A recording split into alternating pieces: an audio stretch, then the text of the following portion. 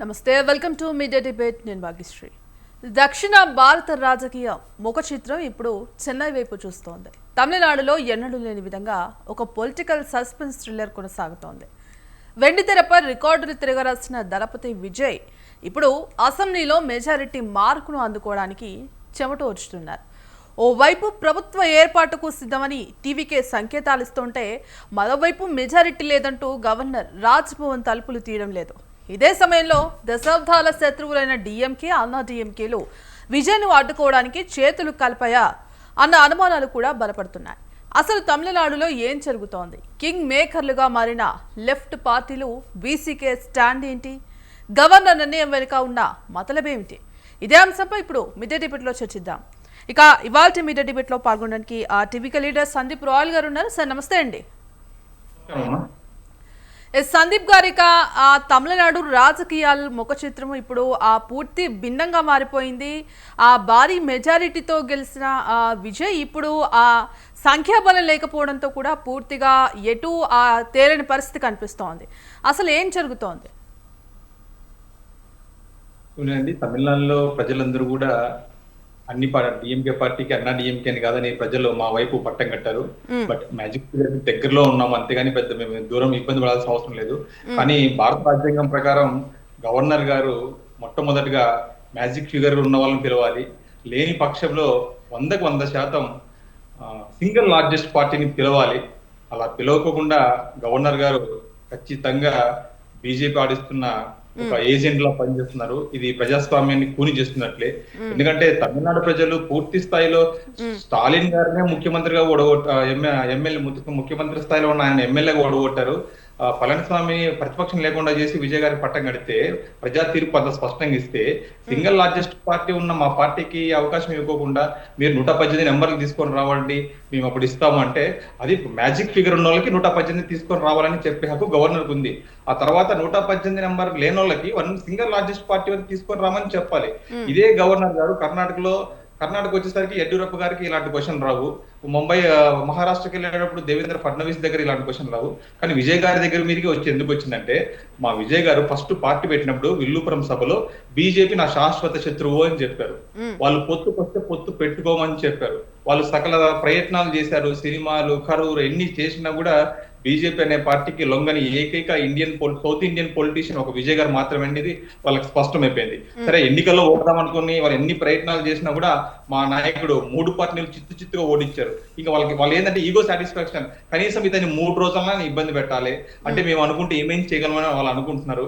కానీ బీజేపీ వాళ్ళకి కూడా మేము స్పష్టంగా చెప్పదలుచుకున్నాం, మీరు ఎన్ని కుట్రలు చేసినా మహా అయితే మీరు 5 రోజులు 6 రోజులు ఆ గవర్నర్ అడ్డం పెట్టుకుని ఆపగలరేమో అని భారత రాజ్యాంగం ప్రకారం ఖచ్చితంగా సింగిల్ లార్జెస్ట్ పార్టీనే ప్రమాణ స్వీకారం చేస్తారు. ఖచ్చితంగా ఇంకోటమ్మా, బల నిరూపణ చేసుకోవాల్సి వచ్చింది గవర్నర్ ఆఫీస్ లో కాదు, లెజిస్లేటివ్ అసెంబ్లీ మేము బల నిరూపణ చేసుకుంటామని నేను స్పష్టంగా చెప్తున్నా. గవర్నర్ గారు ఇది కావాల్సిన ఇలా చేస్తున్నారంటే ప్రజలు, మేము ఒకరే కాదు, తమిళ ప్రజలే కాదు, యావత్ తెలుగు ప్రజలు కూడా సంపూర్ణ మద్దతు, పార్టీలు ఖచ్చితంగా సంపూర్ణ మద్దతు విజయ్ గారికి తెలుపుతున్నారు. కాబట్టి గవర్నర్ ఇప్పటికైనా మేల్కోవాలి. ఇంకోటి ఏంటంటే, మీరు మద్దతు అంటున్నారు కదా, మద్దతు అనేది మాకు స్పష్టంగా ఉంది కాబట్టే మేము ధైర్యంగా ఉన్నాము. కానీ అది గవర్నర్ కి మేము ఢిల్లీకి లొంగి ఢిల్లీ ఏం చెప్తే అది ఆడాలంటే అది కుదరదు. ముఖ్యంగా విజయ్ గారి ముందర కుదరదు. వాళ్ళ బీజేపీ వాళ్ళకి ఏంటంటే మేము కాంగ్రెస్ తో పొత్తు పెట్టుకున్నామని చెప్పి వాళ్ళు చాలా బాధపడిపోతున్నారు. మీరు మహా అయితే 6 రోజులు ఆపగలరు, కానీ బీజేపీ వాళ్ళు ఒకటి గుర్తు పెట్టుకోవాలి, మీరు మహా అయితే 6 రోజులు మమ్మల్ని ఇబ్బంది పెట్టగలరు. కానీ ఒక్కసారి కన్నా మేము అధికారంలోకి వచ్చిన తర్వాత రాబోయే పార్లమెంట్ ఎలక్షన్స్ లో సౌత్ ఇండియాలో ఉన్న 5 స్టేట్లు ప్లస్ పాండిచ్చేరిలో బీజేపీని చిత్తు కూడా ఓడిస్తామని కూడా మేము తెలియజేస్తున్నాం. అది నా ఒక్క మాట కాదు. ఎందుకంటే ఈరోజు మీరు వెళ్ళండి, కావాల్సింది మీరు కనుక్కోండి. మా తమిళనాడులో యువత అంతా రోడ్ల మీదకి వచ్చి వాళ్ళు చాలా ధర్నాలు చేస్తున్నారు. ఎందుకంటే స్వయంగా వాళ్ళందరూ వద్దు, మాకు విజయ్ కావాలని వాళ్ళు ఒప్పుకున్నప్పుడు గవర్నర్ ఎవరు వద్దని చెప్పడానికి? ఆయనకు ఒకటే హక్కు ఉంటుంది, అయితే మ్యాజిక్ ఫిగర్ లేదంటే single largest party. We are single largest party. ఆయన ఆహ్వానించడానికి ఆయనకి ఇబ్బంది ఏంటి? నువ్వు 118 తీసుకొని రాని చెప్పే హక్కు ఉంటుంది ఎదురికి ఉన్న వాళ్ళకి. ఆ తర్వాత ఉన్న మమ్మల్ని పిలవాలి. ఆయన పిలవకుండా కాలయాపన చేస్తూ, అంటే దీనికి స్పష్టంగా తెలిసిపోతుంది ఆయన నెక్స్ట్ ఏంటంటే బీజేపీని రాబోయే రోజుల్లో విజయ్ గారు చాలా పవర్ఫుల్ గా ఎదుర్కోబోతున్నారు. ఎందుకంటే డిఎంకేకి మేము ఏం చూపించాలో మేము చూపించేసి వాళ్ళకి తమిళనాడులోనే వాళ్ళకి కిందికి తొక్కేసాము. నెక్స్ట్ ఇంకా బీజేపీ మా పార్టీ ఐడియాలజీకి ఎలిమినీ కాబట్టి వాళ్ళు కొంచెం భయపడుతున్నారు కాంగ్రెస్ తో కలిసినామని. ఇది స్పష్టంగా అందరికీ తెలుసు. నేను టీవీకే పార్టీగా చెప్పాల్సిన అవసరం లేదు. మీరు తెలుగు రాష్ట్రాల్లో ఎవరిని అడిగినా కూడా స్పష్టంగా చెప్తారు బీజేపీ ఆపిస్తుందని. లేకపోతే వాళ్ళకి గవర్నర్ ప్రాబ్లం ఏంటి? సింగిల్ లార్జెస్ట్ పార్టీని ఎందుకు ఆహ్వానించలేకపోతున్నాడు కూడా మేము ఈ రోజు రైట్ సాక్షాత్ గవర్నర్ ప్రశ్నిస్తున్నాం. రైట్ ఇక అదేవిధంగా ఆ బీజేపీ లీడర్ దుద్దుకుంట వెంకటేశ్వర రెడ్డి గారు డిబేట్లో జాయిన్ అయ్యారు. సార్ నమస్తే అండి. అలాగే అనలిస్ట్ బండారు రామ్మోహన్ గారు కూడా డిబేట్లో జాయిన్ అయ్యారు. రామ్మోహన్ రావు గారు నమస్తే అండి. నమస్కారం భాగ్యశ్రీ గారు. నమస్తే.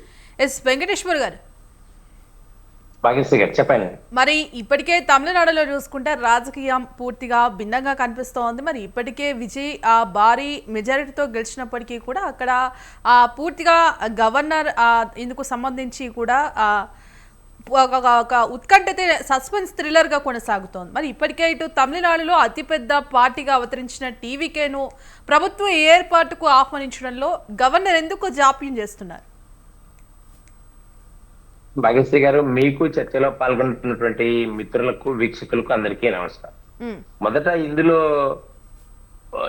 ఇందులో ఎవరు కాంగ్రెస్ పార్టీ యొక్క నీతిమాలిన చర్యల వల్ల ఈ విధానం అంతా కొంత కొట్టొచ్చినట్టు కనిపెడుతుంది. ఎందుకంటే అధికార దాహం కోసం ఎన్నికలకు ముందు కూటమి కట్టి కూటమిలో గెలిచిన తర్వాత ఆ కూటమి మిత్రులతో సంప్రదించుకోకుండా ఇంకొక కూటమిలో అధికారం కోసం రాత్రికి మారేసి ఒక 2 రోజులలోనే నీతిమాలిన చర్యలు చేసి ఈ రోజు నరేంద్ర మోడీ గారి మీద, కేంద్ర ప్రభుత్వం మీద, తర్వాత ఏదైతే ముందే ఒక రకంగా తమిళనాడులో ఎట్లంటే హిందీ అని, తెలుగు అని, ద్రవిడ సిద్ధాంతం అని లేనిపోయినవి ఇవన్నీ కూడా ఉండే సందర్భంలో దీన్ని కూడా ఇప్పుడు విజయ్ గారిని కూడా ఆ కోవలేకే మార్చే క్రమంలో ఈ రోజు కాంగ్రెస్ పార్టీ చేసింది. ఆ కాంగ్రెస్ పార్టీ వాళ్ళలో టీవీకే పార్టీలో మరి వారి కార్యకర్తలు విజయ్ కూడా ఇరుక్కున్నారని స్పష్టంగా మనకు అర్థమవుతుంది. ఇందులో గవర్నర్ ను నిందించాల్సింది ఏమీ లేదు. ఎందుకంటే గవర్నర్ గారు ఆర్టికల్ 164 కింద ఆయనకు హక్కు ఉంది, రాజ్యాంగం కల్పించింది. వారు ప్రమాణ స్వీకారం చేసిన సందర్భంలో నేను ఆ ప్రజాస్వామ్యాన్ని కాపాడుతానని వారు ప్రమాణ స్వీకారం కూడా చేయడం. వారు అడిగింది ఏంది? ఇప్పుడు 2 సార్లు విజయ్ గారు కలిశారు.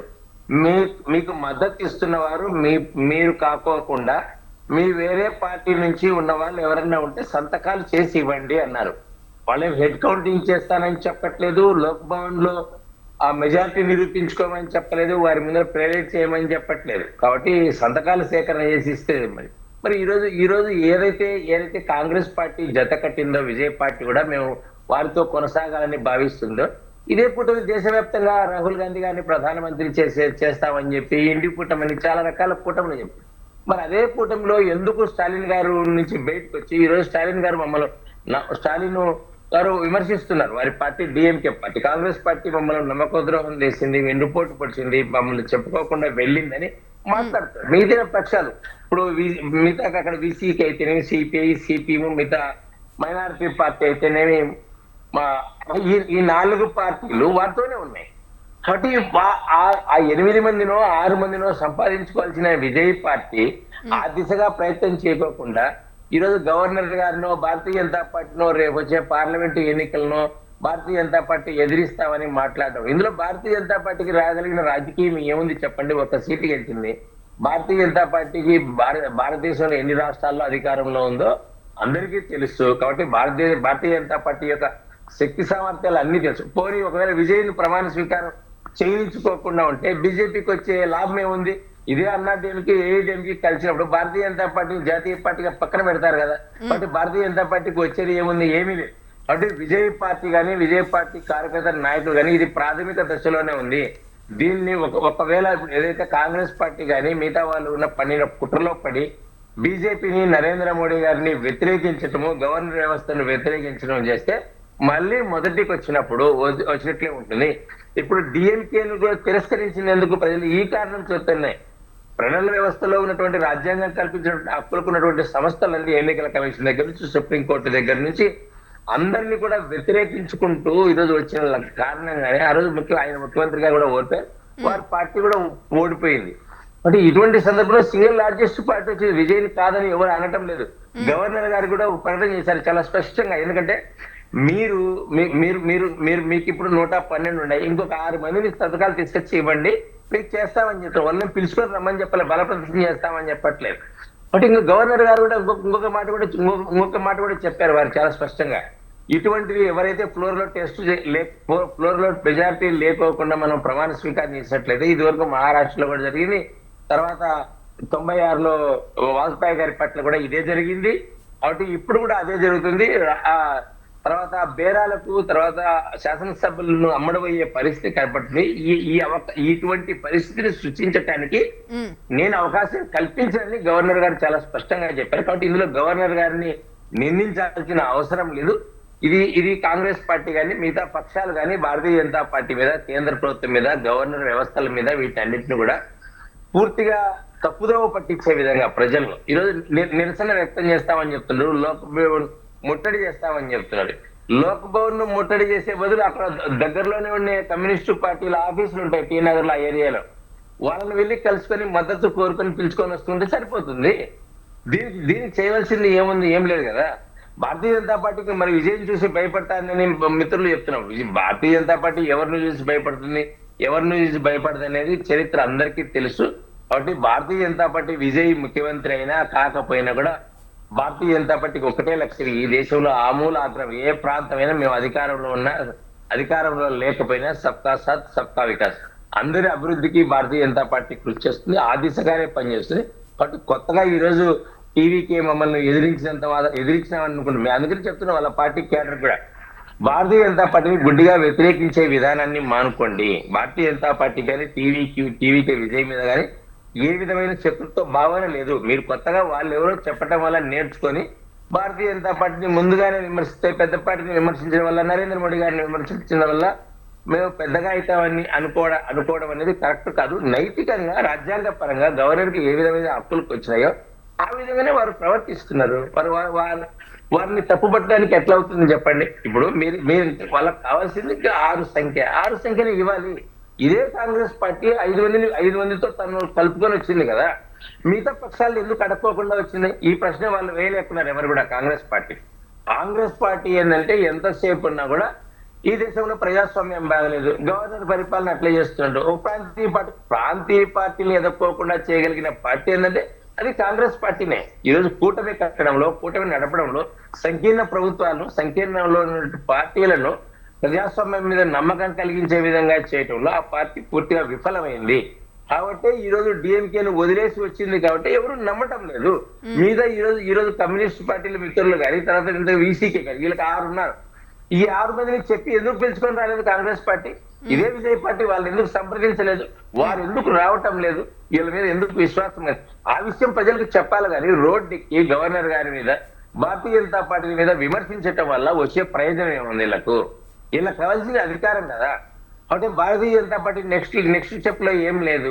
ఈరోజు ఏఐడిఎంకే కూడా లేదు. ఏఐడిఎంకేతో మేము అధికారంలో మేము ఎన్నికల్లో కలిసి వెళ్ళినందుకు ఈరోజు భారతీయ జనతా పార్టీ క్షేత్రస్థాయిలోని తమిళనాడులోని కార్యకర్తలు అందరూ కూడా వ్యతిరేకిస్తున్నారు. ఈ ఫలితంగానే వ్యతిరేక తీర్పు వచ్చిందని ప్రజాభిప్రాయానికి, ప్రజాస్వామ్యానికి ఓటర్ల తీర్పును ఎప్పుడూ భారతీయ జనతా పార్టీ గౌరవిస్తుంది. ఎక్కడ కూడా గౌరవిస్తుంది. అంటే ఈవెన్ పశ్చిమ బెంగాల్లో కూడా మమతా బెనర్జీ నేను రాజీనామా చేయలేదు, దీని గురించి ప్రస్తావించలేదే భారతీయ జనతా పార్టీ, చేయలేదు.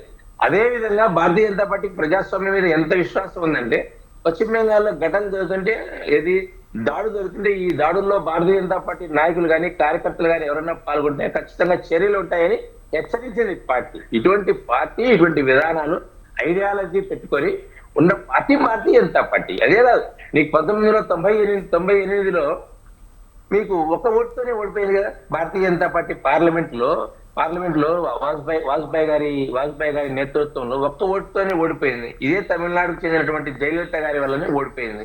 మేము దాని తర్వాత ఎన్నికలకు వెళ్ళాము. ఆ విషయం తీసుకెళ్లి ప్రతిపక్షాలు చేసిన విషయాలు, కాంగ్రెస్ పార్టీ చేసిన విషయాలను దేశవ్యాప్తంగా ప్రజల్లో విషయం చెప్పి మళ్ళీ తర్వాత ఓట్లు గెలిచాం. తర్వాత 5 సంవత్సరాలు పరిపాలన చేశాం. కాబట్టి ఇటువంటి పార్టీని, ప్రజాస్వామ్యం మీద విశ్వాసం పెట్టుకున్న పార్టీని మీకు ఎందుకు 1983లో రామారావు గారిని బర్తరఫ్ చేస్తే రామ్లాల్ గారు ఇక్కడ వారికి మద్దతుగా నిలబడింది మా అగ్రనాయకులు వాజ్పేయి గారు కానీ, అద్వానీ గారు. ఇటువంటి పార్టీ రాష్ట్రపతి పాలన విధించే క్రమంలో కూడా, ఈ దేశంలో మొదటి రాష్ట్రపతి పాలన విధించిన కమ్యూనిస్ట్ పార్టీలకు వ్యతిరేకంగా ఈఎంఎస్ నమూద్రిపాదు కేరళలో ఆ ప్రభుత్వాన్ని రద్దు చేసిన పార్టీ నెహ్రూ ప్రభుత్వం, కాంగ్రెస్ పార్టీ. ఈ రోజు ఇదే పార్టీలు ఇవన్నీ కలిసి కూడా వాటి నుంచి పుట్టుకొచ్చిన పార్టీలన్నీ కూడా కొత్త సిద్ధాంతాలతో తయారైన పార్టీలు ఈరోజు భారతీయ జనతా పార్టీ విమర్శించడం వాళ్ళకు నైతిక హక్కే లేదు, వాళ్ళ ప్రజాస్వామ్యం మీద కానీ ప్రజల మీద కానీ ఓటర్ల తీర్పు మీద కానీ గౌరవం లేదు. కాబట్టి ఇది కాంగ్రెస్ ఆడిన నాటకం, కాంగ్రెస్ ఉచ్చులో ఈ పార్టీలన్నీ పన్నాయని మీ ద్వారా తెలియజేస్తారు. Yes sir. రామ్మోహన్ గారు, భాగ్యశ్రీ గారు చెప్పండి. మరి ప్రస్తుతం చూసుకుంటే తమిళనాడు రాజకీయాల్లో పూర్తిగా భిన్నంగా మారిపోతున్నాయి. మరి ఈ నేపథ్యంలో ద్రావిడ రాజకీయాల చరిత్రలోనే ఒక డిఎంకే కావచ్చు, ఇటు అన్నా డిఎంకేలు ఒకే తాటిపైకి రావడం సాధ్యమే అంటారా? మరి విజయం అక్కడున్న టీవీకే విజయ్ కావచ్చు అధినేత, ఆ భయం అంతలా ఉందనుకోవచ్చు? భాగ్యశ్రీ గారు, మీకు అట్లాగే సందీప్ రాయల్ గారికి, దిద్దుకునే వెంకటేశ్వర గారికి, అలాగే మనకు స్వాతంత్ర టీవీ ప్రేక్షకులకు నమస్కారం.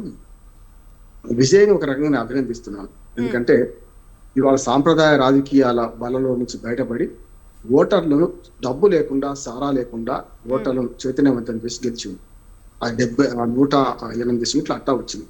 మిగతా సాంప్రదాయ పార్టీలను సిగ్గుపడతారు స్పష్టంగా. ఇవాళ డబ్బు లేకుండా, సారా లేకుండా బీజేపీ కొంచెం నయమైనా సరే అన్ని పార్టీలు డబ్బు సారా లేకుండా గెలిచారు. అది అభినందించండి.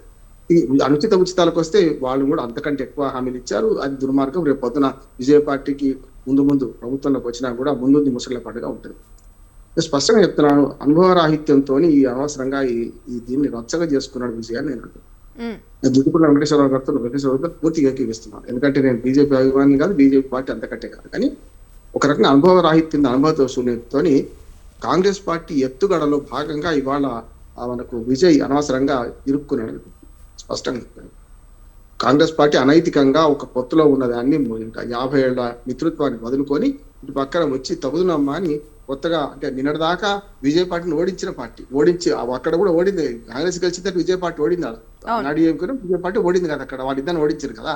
నిన్నటిదాకా ఒక కూటమిలో ఉండి ఇప్పుడు తగుదునమ్మా అధికారానికి వచ్చిన 5 సీట్లతో ముందుకు వచ్చారంటే దానికి కారణం కాంగ్రెస్ నాయకులు, నాకు సీనియర్ నాయకులు పేరు చెప్పాను కానీ బహిరంగంగా చెప్పారు, ఇవాళ చర్చల్లో కూడా చెప్పారు. అందుకని ఆ చర్చ చూస్తే అర్థమవుతుంది. దానిలో ఏమన్నారంటే, మాకు రేపొద్దు విజయ్ కనుక అన్నాడీఎంకే కూటమి, ఎన్డీఏ కూటమి వైపు పోకుండా నిరోధించడానికే మేము 5 సీట్లతోని బలపడినాము, ఇటు వచ్చేసినాము. విజయ్ అమాయకత్వాన్ని ఆసరా చేసుకొని, ఈ మాట అంటున్నాడు, విజయ్ అమాయకత్వాన్ని ఆసరా చేసుకొని మేము ఇవాళ ఇలా అడుగు పెట్టినాం. విజయ్ వాళ్ళు కూడా మంత్రి పదవి కావాలని చెప్పి డిమాండ్ చేస్తున్నారు. మంత్రి పదవి తర్వాత సంగదమ్మా, వస్తుంది ఎట్లయినా వస్తుంది. కానీ అసలు ఉంటే కదా, ఇప్పుడు మొదలు అధికారం ఉంటే కదా, నెగ్గితే కదా అంటున్నాను. ఇప్పుడు విజయ్ ఏమైందంటే కాంగ్రెస్ పార్టీకి మద్దతు ఇచ్చి అటు అనవసరంగా రాహుల్ గాంధీ ఎలాగైనా ఒకవేళ విజయ్ కనుక ఇప్పుడు గవర్నర్ ఆమోదించి గవర్నర్ ఓకే అని చెప్పేసి ఆ విజయ్ సీఎం అయితే ఖచ్చితంగా కాంగ్రెస్ కూడా ఇప్పుడు అధికారంలో వాటా కోసం ఎదురు చూస్తోంది. కాదమ్మా, అది తర్వాత సంగతి. ఇంకా 6 సీట్లు ఏవి అంటున్నాను నేను. ఇప్పుడు కాంగ్రెస్ పార్టీకి ఇజ్జత్ గా సవాల్. ఇప్పుడు మద్దతు ఇచ్చింది ఎందుకని క్లియర్ గా చెప్పినా కదా. ఈ 4 పార్టీల నాటకం చెప్తాను మొత్తం. విజయ్ని ఆగని విజయ్ పద్మవ్యూహంలో అభిమన్యుడు. ఇప్పుడు ఈ అభిమన్యుడు అనవసరంగా అనుభవ రాహిత్యంతో చచ్చిపోతారంటే అభిమన్యుడి పరిస్థితి అయితే అంటున్నాను నేను. ఎటు కాకుండా అయితే అంటున్నాను. ఒకవేళ వీళ్ళు కనుక 108 సీట్లు రాజీనామాలు చేస్తే చెరువు మీద తగిలితే ఏం కాదు, రేపు పొద్దున ఉప ఎన్నికలు వస్తాయి తప్ప అసెంబ్లీ రద్దు కాదు. ఉన్న అసెంబ్లీలో ప్రభుత్వం ఏది ఉంటే అది ఏర్పాటు చేస్తే అయిపోతుంది. 6 నెలల లోపు ఎన్నికలు వస్తాయి. అనవసరం అనుభవ రాహిత్యంతో చేసుకొని అడగంది అమ్మాయినా పెట్టదు కదా. మీరు 6 సీట్లు అడుగుతున్నాడు. అర్జీకారుల గురించి చెప్తాను నేను. రాజ్యాంగం ఏం చెప్తున్నా అడ్వకేట్ చెప్తాను. ఇప్పుడు వెంకటేశ్వర గారు చెప్పింది బీజేపీ పరిస్థితి చెప్పుకున్నాడు కదా, నేను ఇది చెప్తాను. మొట్టమొదటిగా ఎస్ఐ బొమ్మాయి కేసు చూసినా, సర్కారీ కమిషన్ చూసినా, పూంచ్ కమిషన్ చూసినా కూడా వాళ్ళు ఏమన్నారంటే, అక్కడ సుప్రీంకోర్టు తీర్పు ఏమన్నదంటే, ఆ గవర్నర్ ముందు 4 ఆప్షన్స్ ఉన్నాయి. మొట్టమొదటిది ప్రీ పోల్ అలయన్స్, అంటే సింగిల్ లార్జెస్ట్ పార్టీ కాదు. మొట్టమొదటి అలయన్స్ ఏంటంటే ప్రీ పోల్ అలయన్స్ లో ఎవరైనా 2 కలిసి 3 కలిసి 10 మంది కలిసి అలయన్స్ పెట్టుకుంటే వాళ్ళకి వచ్చిన సీట్లను పరిగణన తీసుకోవాలి. అది లేకపోతే ఇమీడియట్ నెక్స్ట్ మనకు సింగిల్ లార్జెస్ట్ పార్టీ రెండోది తీసుకోవాలి. దానిలో అర్హుడు అంటున్నాడు విజయ్. మూడోది ఏంటంటే ఈ 2 కాకుండా మూడోది మన పోస్ట్ పోల్ అలయన్స్. ఇవాళ కాంగ్రెస్ పార్టీ వచ్చి చేరింది కదా ఇక్కడ, ఇట్లా ఎవరైనా చేరితే పోస్ట్ పోల్ అలయన్స్. మిగతా 6 వస్తే అప్పుడు ఆటోమేటిక్ పోస్ట్ పోల్ అలయన్స్ అన్నట్టు వాళ్ళు వ్యతిరేకంగా పోటీ చేసినా సరే కలిసి పనిచేస్తారని. మూడోది. 4వది ఏంటంటే ఈ 3 కాకపోతే ఆప్షన్ ఏంటంటే అది సుప్త చేతనావస్థలో అసెంబ్లీని పెట్టడం. అంటే ఆ సస్పెండ్ చేయడు, అసెంబ్లీ ఉంటుంది, జీతాలు ఉంటాయి, అసెంబ్లీ సభ్యులు ఉంటారు, వాళ్ళ జీతపత్యాలు ఉంటాయి, అసెంబ్లీ సమావేశం కాదు, ఆ సుప్త చేతనావస్థలో ఉంటుంది. తర్వాత మెజార్టీ ఎవరు నిరూపించుకుంటే వాళ్ళకి ప్రభుత్వం ఇస్తారు. లేకపోతే 6 నెలలు చూసిన తర్వాత అప్పుడు మళ్ళీ ఎన్నికలకు పోతారు, అసెంబ్లీ రద్దు చేస్తారు, ఎన్నికలకు. ఈ ప్రాసెస్. ఇక్కడ అర్జీకర్ తప్పు చేసింది ఏమి చెప్పండి. ఒక తప్పు చేస్తున్నాడు. ఒకటి ఏంటంటే మొదటిది ఏమో దీని ప్రకారం నడవాలంటే మొదటి అలవెన్స్ లేదు, ఈయన పిలవాలి. కరెక్టే. ఎందుకు పిలవాలంటున్నానంటే సింగిల్ అడిగిందే ఒక్కడు కదా. ఇప్పుడు డిఎంకే కానీ అన్నా డిఎంకే కానీ వాళ్ళు వచ్చి మేము కూడా ప్రభుత్వం ఏర్పాటు చేస్తామని అనుకున్నప్పుడు అప్పుడు ఇద్దరి మధ్య ఏ సంగతి నీకున్నదా మెజార్టీ నీకున్నదా అని అడగొచ్చు. లోవర్లే పరీక్ష మొత్తం ఫుల్ జరగాల్సిందే. గవర్నర్ ఆఫీసులోనో లేకుంటే ఇక్కడ మనకు పెరేడ్ చేయాల్సిన అవసరం లేదు, కరెక్ట్. కానీ ఆయన అడిగిన దానిలో అర్థం ఉందంటున్నాడు. ఇప్పుడే ఇంట గెలిపించి రచ్చ గెలవాలి కదా, నా ఇంట గెలవంటున్నాడు. ఎందుకంటే ఇప్పుడు 108 ఉన్నాయి, ఒకటి పోతుంది, 2 సీట్లు పోటీ చేసిన 107 ఉన్నాయి. అసలు ఇంకా 10 కావాలి, 17 217కే సరిపోతుంది, 117 సరిపోతుంది. కానీ ఆ 117 10 దక్కు ఉన్నాయి కదా, 5 కాంగ్రెస్ ఇచ్చారు, ఇంకో 5 కావాలి. అసలు 118 అనుకుంటా కూడా 6 కావాలి. ఇంకా ఈ 6 సీట్లు ఎట్లా తెచ్చుకుంటావు బాబు అని అడుగుతున్నాడు ఆయన. మేము ఇక్కడ తెచ్చుకోం కానీ మేము అసెంబ్లీకి పోయినాక ముఖ్యమంత్రి అయినాక అంటే హార్స్ రైడింగ్ అవుతుంది కదా, కొనుగోలు అమ్మకాలు మొదలైతాయి కదా, అది ఆటంకపరచానా లేదా? గవర్నరు ఇటువంటి విషయాలు ఏం చేయాలి రాజ్యాంగం స్పష్టంగా ఉండదు. ఇప్పుడు ఎవరిని విలువాలని లేదు, కానీ సుస్థిరమైన ప్రభుత్వం అని ఏర్పాటు చేయడానికి అవసరం ఎవరు వస్తారో దాన్ని బట్టి చెయ్యండి అని రాజ్యాంగంలో స్పష్టంగా రాసి ఉన్నది. దాన్ని పాటిస్తున్నాడు కదా అంటున్నాడు. పాటించకపోవడం ఏంటంటే నా విమర్శ గవర్నర్ గారి మీద ఏంటంటే, ఒక్కడే అడిగింది కదా, అడిగి పిలిస్తే అయిపోద్ది కదా. పిలిస్తే అయిపోద్ది అంటే పెద్దవాడిగా ఆయన 40 ఏళ్ల మన అనుభవంతో, అట్లాగే గవర్నర్ ఆయన వచ్చింది గోవా నుంచి కనుక, గోవాలో చిన్న చిన్న పార్టీ నుండి 40 సీట్లు ఉన్నాయి కనుక ఇటు మారి చాలాసార్లు ప్రభుత్వాలు మారినాయి కనుక ఇక్కడ కూడా విజయ్ కనుక మీరు డిమాండ్ చేస్తున్నారు కదా, విజయ్కి అధికారం ముఖ్యమంత్రి చేసిన తెల్లారో మారినాడు కూలిపోద్ది అంటున్నాడు. గతంలో వాజ్పేయి గవర్నమెంట్ అయితేంది, మనకు యడ్యూరప్ప ప్రభుత్వం అయితేంది, మనకు అజిత్ పవార్ ప్రభుత్వం అయితేంది, మన దేవేంద్ర ఫడ్నవీస్ ప్రభుత్వం కూలిపోలేదా? అట్లా కూలిపోవాలని కోరుకుంటున్నారు, సుస్థిరంగా ఉండాలని కోరుకుంటున్నారా అని నేను స్పష్టంగా విజయ్ పార్టీని అడుగుతున్నాను. విజయ్ పార్టీకి అనుభవం లేకపోతే అనుభవం సలహాలు తీసుకోవాలి. 2 చేయాల్సి ఉండే. ఆయన గెలిచి 4 రోజులు అయింది కదా, ఫలితాలు వచ్చి 3 రోజులలో సిపిఐని కూడా సంప్రదించలేదమ్మా, ఇప్పటి వరకు సంప్రదించలేదు. కాంగ్రెస్ పార్టీ ఎందుకు వాళ్ళబడిందంటే, ఒకవేళ విజయ్ పార్టీ అటుకి 59 సీట్లు ఉన్నాయి అన్నాడీఎంకే వైపు వర్గానికి, ఎన్డీఏకు అటు పోతారేమో, బీజేపీ వైపు పోతారేమో అనే భయంతోనే మేము అడ్డం వచ్చినాం, మేము చేస్తున్నాం అన్నారు. మేము అడ్డం వచ్చి ఏం చేసినారు, మొత్తం అంతా ఆట చేర్పేశారు కదా. పోనీ ఇప్పటికైనా సరే అదే కాంగ్రెస్ పార్టీ మిగతా 6 తీసుకురాగలుగుతుందా? తీసుకురాలేదు కాక తీసుకురాలేదు. ఇది కాంగ్రెస్ పార్టీ ఎత్తుగడ. రెండో ఎత్తుగడ నేను డిఎంకే చెప్తా, తర్వాత అన్నా డిఎంకే కూడా చెప్తాను. డిఎంకే ఎత్తుగడ ఏంటంటే, డిఎంకే అధ్యక్షుడు స్మైల్ విలన్ అంటున్నాడు. ఇది స్టాలిన్. ఎందుకంటే ఆయన బహిరంగంగా చూస్తే 6 నెలలు వాళ్ళకి అవకాశం ఇస్తాం, మేము ఏలు పెట్టాం, అసలు గెలిస్తే కదా అవకాశం ఇచ్చేదని నేను అంటున్నాను. మెజార్టీ నిరూపించుకున్నాక 6 నెలలు అవకాశం ఇస్తారు. అసలు మెజార్టీ నిరూపించుకునే పరిస్థితి లేనప్పుడు 6 నెలల అవకాశం మీరెవడు ఇస్తేందుకు? అది అయిపోయిందా? రెండోది ఏమంటు కాంగ్రెస్ పార్టీని దూషిస్తున్నాడు. కాంగ్రెస్ పార్టీ నమ్మక ద్రోహం చేసిపోయిందంట. నిజమే కదా, కాంగ్రెస్ పార్టీ నమ్మక ద్రోహమే కదా. మొన్నటిదాకా ఎవరి కోసం పాటుపడ్డారు, ఇప్పుడు ఎవరి కోసం పాటుపడుతుందో తెలుసు కదా. ఒకవేళ నిజంగానే రాహుల్ గాంధీకి ఎంత నష్టం అంటే, ఇప్పుడు దీనివల్ల తాత్కాలిక లాభం కోసం విజయం పోవడం ఎంత నష్టం అంటే, ఇవాళ మన మమతా బెనర్జీ రాహుల్ గాంధీ నాయకత్వం వ్యతిరేకిస్తున్నది, మన కేజ్రీవాల్ రాహుల్ గాంధీ నాయకత్వం వ్యతిరేకిస్తున్నారు. ఒక్క స్టాలినే రాహుల్ గాంధీ నాయకత్వాన్ని పూర్తిగా సమర్థించిన వాడు. దక్షిణ భారతదేశంలో పూర్తి స్థాయిలో కాంగ్రెస్ పార్టీ కాకుండా సమర్థించిన ఆయన ఒక్కడే కదా. ఇప్పుడు ఆయన అన్యాయం చేసిపోయింది కదా, శాపనార్థులు పెడుతున్నాడు. ఇండి కూడా లేదు, ఏం లేదు, నీ ప్రధానమంత్రి పదవి పోయింది అంటున్నాడు. ఆయన ఇంకోటి కూడా అంటున్నాడు, తన దగ్గర ఉన్న 8 మంది, తన కూటమిలో ఉన్న ఈ 2 కమ్యూనిస్ట్ పార్టీలు, ఒక పార్టీ, ఇంకొక పార్టీ, 4 పార్టీలకు 8 మంది ఉన్నారు. ఈ 8 మందికి ఒక ఆప్షన్ ఇచ్చారు, మీరు పోతే పొండి, కానీ పోతే మాత్రం భవిష్యత్ పరిణామాలు ఆలోచించుకొని పోండి అంటున్నాడు. రెండోది ఏమంటున్నాడు, మీరు పోతే భవిష్యత్ పరిణామాలను హెచ్చరించినట్టే కదా, అంటే పోకుండా ఆపడమే కదా. అంటే ఏంది, తన 8 మందిని పోనీయడు, పోతే పొండి అంటుంటాడు. ఆ 8 మంది పోతే ప్రభుత్వం విడిచిపెట్టండి. విడిచిపెట్టమని ఎందుకు అంటున్నాను అంటే, ఆయన అండర్లో ఉన్నారు 8 మంది కూడా. ఎట్లా ఉన్నారు చెప్తాను. సిపిఐ సిపిఎంతో పాటు యూసీసీఐ వాళ్ళు ఏమన్నారంటే, మేము స్టాలిన్తో సంప్రదిస్తున్నాం, స్టాలిన్ గారు ఒప్పుకుంటే మేము అందరం కట్టకట్టుకుని పోతామంటున్నారు. అంటే ఏమన్నట్టు, స్టాలిన్ విడిస్తలేనట్టే కదా. అంటే స్టాలిన్ ఉద్దేశం ఏంటంటే, 1 6 నెలలకు ప్రభుత్వాన్ని కాపాడుతా అంటున్నాడు, రెండవది మీరు పోతే పొండి అంటున్నాడు. ఇట్లా చేసుకుంటూ ఏమన్నారంటే, స్టాలిన్ చాలా కొన్ని మంచిగా చేస్తున్నాడు. మనం ఓడిపోయిన తర్వాత కూడా ఆయన నియోజకవర్గం తిరిగిట్టుండు, ప్రజలు కలిసి వచ్చిండు, మంచిది కాదంటలేదు. కానీ స్టాలిన్ రాజకీయం ఏంటంటే, ఈ వీళ్ళని తోలకుండా ఉంటాడు, ఆ ప్రభుత్వం పడిపోయి తెల్లారి నుంచి మళ్ళీ రాజకీయం మొదలు కావాలి, అన్నాడీఎంకే కలిసి ప్రభుత్వం ఏర్పాటు చేయాలి. ఇది స్టాలిన్ వల్లి.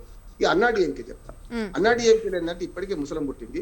విజయ్ ఆశ అంతా అన్నాడీఎంకే ఎమ్మెల్యేలు, తిరుగుబాటు ఎమ్మెల్యేల మీద ఉందని నేను అనుకుంటున్నాను. కానీ అట్లా ఆశపడితే అన్న వస్త్రాలకు పోతే, ఉన్న వస్త్రాలకు పోతే టీవీకే కానీ నేను అంటున్నాను. ఇప్పటికే పళనిస్వామి చాలా జాగ్రత్త తీసుకుని ఏం చేసిందంటే, మీరు కనుక పోతే బాగుండదు అని అందరినీ ఒకే క్యాంపులో పెట్టిండు. ఆయన ఏమన్నాడు, 32 మందికి తయారైండు, ఏది టీవీకే వైపు పోయాడు. టీవీకేలో కూడా ఒకవేళ అధికారం రాదనుకున్నప్పుడు అన్నాడీఎంకే వైపు కలుస్తారు కదా, ఎందుకు కలవద్దు? ఇప్పుడు వాళ్ళు 108 సీట్లు ఉన్నాయి. 108 సీట్లు 82 మంది 83 మంది కలిస్తే 184 మంది పోయింది అనుకోండి, ఆటోమేటిక్ ఇట్ అయింది కదా.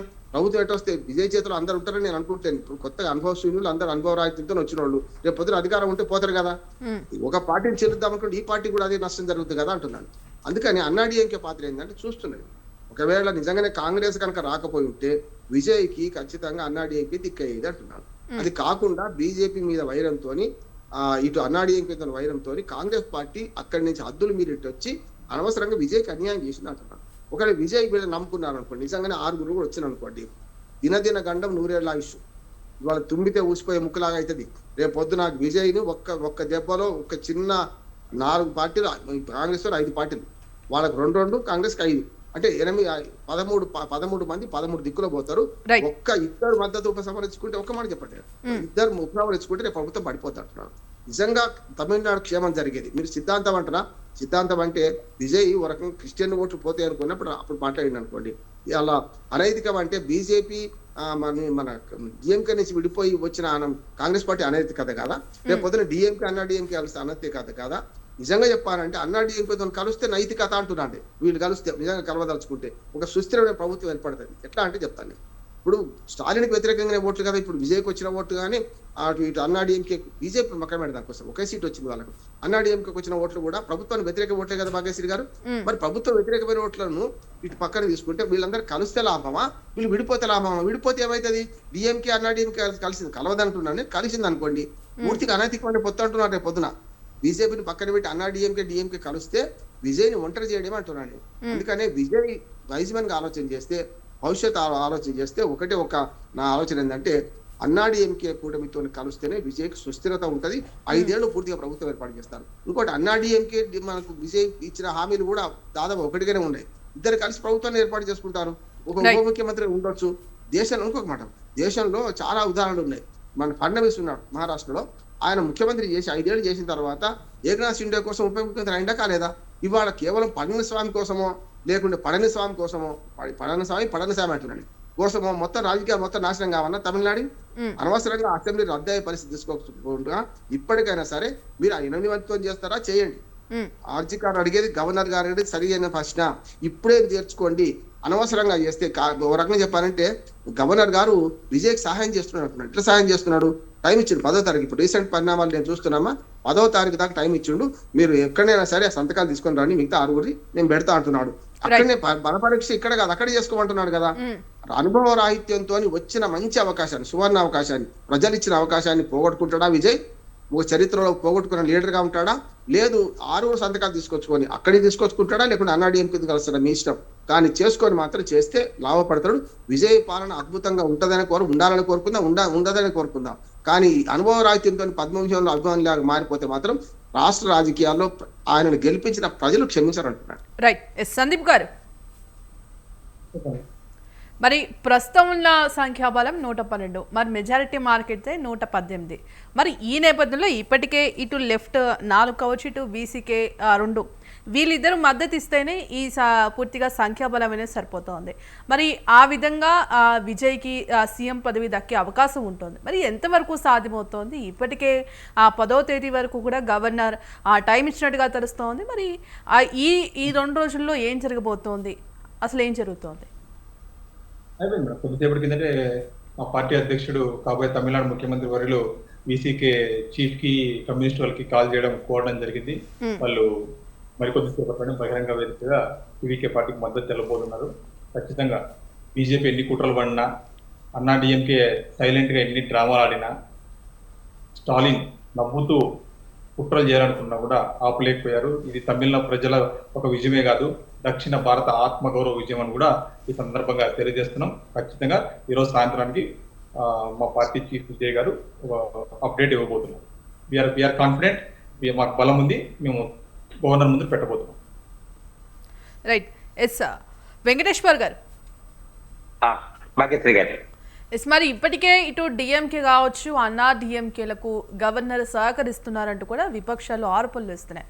మరి ఇందులో నిజం ఎంత? ఇందులో ఇది పూర్తిగా వాస్తవ విరుద్ధం. ఎందుకంటే అక్కడ ఉండేది మొదట వచ్చేసి ఇన్ఛార్జి గవర్నర్ గారు ఉండేది. తర్వాత ఏఐడిఎంకే మేము ఎన్డీఏ భాగస్వామ్య పక్షంగా ఎన్నికలకు వెళ్ళాం, మాకు ఒకటే గెలిచాం. ఇదొకటి. తర్వాత డిఎంకే మాకు సైద్ధాంతికంగా వేరే ఆలోచన ఉన్న పార్టీ. తర్వాత అందులో కాంగ్రెస్ ఉన్నింది, ఇప్పుడు విజయ్ గారి కూడా వస్తుంది. కాబట్టి తమిళనాడులో సుస్థిర ప్రభుత్వం ఏర్పడాలన్నదే భారతీయ జనతా పార్టీ కానీ కేంద్ర ప్రభుత్వం యొక్క భావన కానీ. అంతేగాని అక్కడ మాటి మాటికి పార్లమెంట్ ఉప ఎన్నికలు జరుగుతూ తర్వాత శాసనసభ రద్దయి రాష్ట్రపతి పాలన ఇట్లాంటి అస్థిరత పార్టీని ఉండటం కోసం, అస్థిరతంగా ఎమ్మెల్యేలు కొనుగోలుకు తర్వాత ఏమంటే జరగడం కోసం ఉండే అవకాశాలను భారతీయ జనతా పార్టీ పూర్తిగా వ్యతిరేకిస్తుంది. ఇంతకు ముందు కూడా భారతీయ జనతా పార్టీ వేరే రాష్ట్రాల్లో కూడా ఈవెన్ మీకు 2018 నుంచి 23 వరకు కూడా తెలంగాణలో కానీ మిగతా రాష్ట్రాల్లో కానీ రాజీనామా చేసి మా పార్టీలోకి రమ్మను. ఈటల రాజేందర్ గాని మిగతా ఎవరైనా వచ్చిన వాళ్ళు కానీ కోమటిరెడ్డి వెంకట రాజగోపాల్ రెడ్డి లాంటి వాళ్ళని కూడా. కాబట్టి ఇటువంటి అవకాశాలు ఉన్న వాటినే భారతీయ జనతా పార్టీ పరిశీలిస్తుంది. కాబట్టి ఏఐడిఎంకే కానీ డిఎంకే కలవడం వల్ల కానీ కలవకపోవడం వల్ల కానీ భవిష్యత్తులో ఎన్డీఏ రాజకీయాలు, తర్వాత నరేంద్ర మోడీ గారి కేంద్రంలోని ప్రభుత్వము, తర్వాత ఇండి కూటమి, ఈ ఈక్వేషన్స్ అన్ని మేము ఏ రూపంలో గమనించినప్పటికీ కూడా మాకు ఎటువంటి ఇబ్బంది ఉండదు. కాబట్టి వాటిని ఆలోచించాల్సిన అవసరం లేదు. ఇదంతా కాదు, భారతీయ జనతా పార్టీ ఒకటే ఆలోచన ఎప్పటికి కూడా దేశంలో జాతీయవాదంతో ఫెడరల్ వ్యవస్థలో కేంద్ర ప్రభుత్వం ఉండాలి, రాష్ట్రాల్లో ఆ ప్రభుత్వాల్లో వేలు కల్పించుకునే అవకాశమే లేదు. ఎందుకంటే మా భాగస్వామ్యం అనేది చాలా మైనర్ రోల్. ఒక ఎమ్మెల్యే గెలిచినప్పుడు మా ప్రభుత్వం కానీ మేము పెట్టే పార్టీ కానీ ఎట్లా ఉంటుంది అంటే ప్రజలందరూ కూడా విజ్ఞులు ఆ విధంగా ఆలోచన చేస్తారు. అయితే ఇదే కాంగ్రెస్ పార్టీ నేను చెప్తున్నాను కదా, ఈ రోజు ఏదైతే సెక్యులర్ వాదంతో మేము భారతీయ జనతా పార్టీ భాగస్వామ్యం ఉన్న ఏఐడిఎంకే ఎన్డీఏ కూటమి ని వ్యతిరేకించడం కోసం మేము ఈ రోజు స్టాలిన్ తో జట్టు కట్టి ఆ ఇండి కూటమితో ఎలక్షన్స్ కి వెళ్ళాము, సెక్యులర్ వాదము, తౌకిక వాదము, మతత్వ పార్టీలో వ్యతిరేకిస్తున్నామని చెప్పిన పార్టీ ఎన్నికలకు ముందు, ఎన్నికల తర్వాత మతతత్వ పార్టీ అధికారంలో ఉండకూడదు, ఆ కూటమి ఉండకూడదని ఈ పక్క వచ్చి ఏదైతే కబలు చెప్పి విజయ్ని ముంచే ప్రభుత్వం మోసే ప్రయత్నం ఏదైతే చేసిందో దాన్ని ఖచ్చితంగా నిజం చేయబోతున్నారు. ఎందుకంటే కాంగ్రెస్ పార్టీ కూడా ఈరోజు ఒక సమాధానం చెప్పాలి. ఎందుకు చెప్పాలంటే ఈ రోజు ఇప్పుడు కాంగ్రెస్ పార్టీని భారతీయ జనతా పార్టీ అడుగుతా ఉంది. ఇప్పుడు స్టాలిన్ పార్టీ కానీ స్టాలిన్ వారి గతంలో ఉన్న స్టాలిన్ గ్రూప్ కానీ ఎవరైతే వీళ్ళున్నారో ఇప్పుడు మతత్వ పార్టీగా కనిపిస్తుందా? ఇంతకు ముందు కనిపించింది ఏంది, ఇప్పుడు కనిపించకపోవటం ఏంది, ఇప్పుడు మీరు మారడానికి కారణం ఏంటి? వీటన్నిటికీ కూడా ఇక్కడ చూడండి, జాతీయ స్థాయిలో కమ్యూనిస్టులు, కాంగ్రెస్ పార్టీ మిగతా అందరూ కలిసి ఇండి కూటమి కలిసి భోంచేస్తారు. వీళ్ళు ఇదే రోజు మరి కాంగ్రెస్ పార్టీ వచ్చేటప్పుడు వాళ్ళని కూడా సంప్రదించి రావాలి కదా, పిలుచుకొని రావాలి కదా. చూడండి, మనము విజయ్కి ప్రజల మద్దతు ఉంది, సింగిల్ లార్జెస్ట్ పార్టీగా అధికారంలోకి వస్తుంది. కాబట్టి మనం ఆయన ముఖ్యమంత్రిగా చేద్దాం, మనం అందరం కలిసి వెళ్దామని చెప్పి రావాలి కదా. ఆ పని చేయలేదు. ఆ పని చేయకోకుండా ఒంటరిగానే వచ్చి రహస్యంగా కలిసి చెప్పుకొని రాహుల్ గాంధీ గారి ఫోన్ లో మాట్లాడి ఈ నాటకం అంతా ఆడి దీన్ని రాజకీయంగా వాడుకోవాలని, భారతీయ జనతా పార్టీని బూసిగా చూపాలని, ఫెడరల్ వ్యవస్థలో రాజ్యాంగ వ్యవస్థను, రాజ్యాంగ విలువలను, రాజ్యాంగ సంస్థలను భ్రష్టు పట్టించే విధంగా, బూసిగా చూసే విధంగా ఈరోజు విజయ్ను కూడా ఆ దానికి వాడుకున్నారు. దాంట్లో కొంత సఫలమయ్యారేమో అని అనుకోవచ్చు. కానీ కాకపోతే ఇది ఎప్పుడైనా కానీ కాంగ్రెస్ పార్టీకి అది బూమరాంగ్ అవుతుంది. దాన్ని నమ్మి దాని వెంట వెళ్తున్నటువంటి విజయ్ పార్టీ, టీవీకే పార్టీ లాంటి పార్టీలు కూడా భవిష్యత్తులో ఇబ్బంది పడతాయి. ఎందుకంటే రేపు ముఖ్యమంత్రిగా ఉన్నారు, రేపు ముఖ్యమంత్రిగా ఉన్నారు. భారతీయ జనతా పార్టీ దేశవ్యాప్తంగా డబుల్ ఇంజిన్ సర్కారు, రాష్ట్ర ప్రభుత్వం, కేంద్ర ప్రభుత్వ సహాయ సహకారాలతో ప్రజలకు అభివృద్ధి చూపించాలని అనుకున్నాము. అదే సందర్భంలో ఈ రోజు టీవీకే విజయ్ గారు కానీ వారి పార్టీ నేతలు కానీ భారతీయ జనతా పార్టీని, తర్వాత కేంద్రంలో ఉన్న ప్రభుత్వాన్ని కానీ విమర్శించటంలో, అనుమానించటంలో, అదే విధంగా శత్రుత్వాన్ని పెంచుకోవడంలో వచ్చే ప్రయోజనం ఏంది? రాష్ట్ర ప్రజలకు వీరు అన్యాయం చేస్తారు. ఎందుకంటే విపరీతమైన హామీలు ఇచ్చారు. వాటన్నిటిని అమలు కావడానికి కేంద్ర ప్రభుత్వ సహాయ సహకారం. భారతీయ జనతా పార్టీ ఎట్లా అధికారంలో ఉన్నా లేకపోయినా ఆ తమిళనాడు యూనిట్ కూడా ఆ ప్రజల అభివృద్ధి కోసం ఎల్లప్పుడూ పాటుపడుతుంది. ఏ ప్రాజెక్టులు తీసుకురావాలన్నా కూడా ఖచ్చితంగా తెస్తుంది. అయితే కావాలని శత్రుత్వం పెంచుకుంటూ రాహుల్ గాంధీ గారు కానీ కాంగ్రెస్ పార్టీ కానీ భవిష్యత్తులో ప్రధానమంత్రి కావాలన్న కలలు కంటూ రేపు పొద్దున ఇండి కూటమి ఉండాలని ఈరోజు నెట్ట నిలవున పక్కకు పట్టపగల దెబ్బేసి ఎవరిని ఆ కరుణానిధి ఫ్యామిలీని, కరుణానిధి కుటుంబాన్ని కూడా చీలికలు వాళ్ళ కనుమని గారు ఈరోజు వ్యతిరేకిస్తున్నారు. ఎవరు రెండు ద్రవిడ పార్టీలు కలవడం కోసమే. కాబట్టి విజయ్ వారు ఖచ్చితంగా ఈ మిస్టర్ క్లీన్ ఇమేజ్ ఉన్న నాయకుడు. అయితే వారి దగ్గర ఈ విషబీజాలు నింపటం, ఏది దక్షిణాది అని, ఉత్తరాది అని, హిందీ మాట్లాడే వాళ్ళని, తర్వాత హిందువుల పార్టీ అని, భారతీయ జనతా పార్టీకి ఆగర్భ శత్రువు అని, ఇటువంటి విషయాలన్నీ చెప్తూ నేర్పిస్తూ కాంగ్రెస్ పార్టీ కాలం ఎల్లబుచ్చే ప్రయత్నం చేస్తుంది. ఇది సరైనది కాదు. ఇప్పుడు ఇదే కాంగ్రెస్ పార్టీ ఈ రాజకీయాలు చేసినట్లయితే మరి డిఎంకే కూడా ఖచ్చితంగా రాజకీయాలు చేస్తుంది. ఎందుకంటే వాళ్ళకు తమిళనాడులో ఎక్కువ పార్లమెంటు స్థానాలు ఉన్నాయి. మరి అదే పార్టీ చేయగలుగుతుంది. ఇంతకు ముందు ఇదే మహిళా బిల్లు విషయంలో డిఎంకేతో కలిసి భారతీయ జనతా పార్టీని పార్లమెంటులో ఆ బిల్లును అడ్డుకున్నటువంటి కాంగ్రెస్ పార్టీ చర్చించి ఈ రోజు మాట్లాడి చేసిన పార్టీ ఇదే కాంగ్రెస్ పార్టీ ఈ రోజు చేసిన దాన్ని మనం ఏమనాలి అంటే ప్రజలు అందరూ గమనిస్తున్నారు. భాగ్యశ్రీ గారు గమనిస్తున్నారు కాంగ్రెస్ పార్టీ యొక్క వైఖరి. కాంగ్రెస్ పనిన ఓలలో అంటే కుట్రలో ఖచ్చితంగా భాగస్వాములు అవ్వడానికి టీవీకి సక్సెస్ఫుల్ గా కొంతవరకు ఇప్పటికే విజయవంతంగా పనిచేసింది. దీన్ని లోక్ భవన్ ఆధారంగా వాడుకుని ఈరోజు తమిళనాడులో కూడా నిరసనలు తెలియచేయడం, విలేకరుల సమావేశాలు పెట్టడం, దీన్ని చేయడం. సింగిల్ లార్జెస్ట్ పార్టీని కాదని ఎవరు చెప్పటం లేదు. సింగిల్ లార్జెస్ట్ పార్టీని పిలవాలని మేము కాదని చెప్పట్లేదు. ఇంకొకరు ఎవరు అడగడం కూడా అడగలేదు. మమ్మల్ని పిలిచండి అని ఎవరు అడగడం కూడా అడగలేదు. కాబట్టి వీరికి అవకాశం వచ్చింది. ఇంకొక 6 పేర్లు తీసుకొచ్చి సంతకాలు చేసి ఇవ్వండి, మీరు ముఖ్యమంత్రిగా ప్రమాణ స్వీకారం చేస్తారని చాలా సున్నితంగా ఆయన యొక్క బాధ్యతలను, ప్రజాస్వామ్య విలువలను గౌరవిస్తూ గవర్నర్ గారికి చెప్పడం జరిగింది. దీన్ని తప్పుపడుతున్నట్టు పార్టీలు అసలు మన పార్టీ అధికారంలో ఉండాలంటే మిగతా పక్షాలను కలుపుకొని వెళ్ళాలి. మిగతా పక్షాలన్నిటి మన వెంట రావాలి.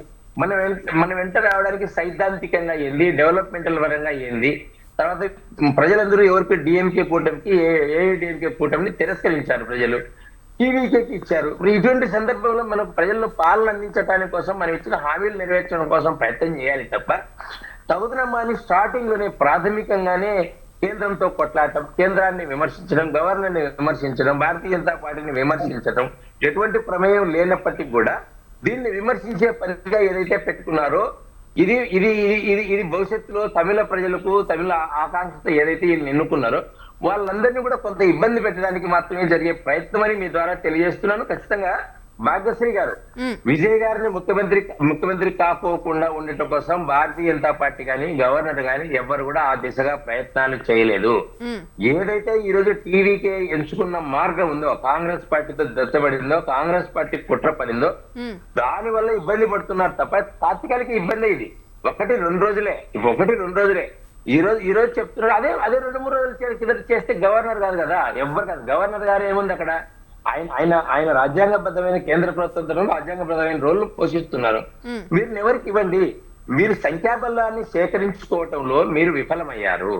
ఎందుకంటే మీ సిద్ధాంతాలు చెప్పుకోవటంలో ఏదైతే సిద్ధాంత విభేదంతో కూడుకున్నటువంటి ఈ రోజు కాంగ్రెస్ పార్టీ ఆ పక్క నుంచి ఈ పక్కకు వచ్చింది. రేపు పొద్దున కూడా ఇదే దీంట్లో కంటిన్యూగా ఉంటుందని నమ్మకం ఏముంది. రేపు ఇదే విజయ్ను మోసం చేసి బయటికి వెళ్ళిపోవడానికి కూడా కాంగ్రెస్ పార్టీ సిద్ధంగా ఉండదా? ఎందుకుండదు?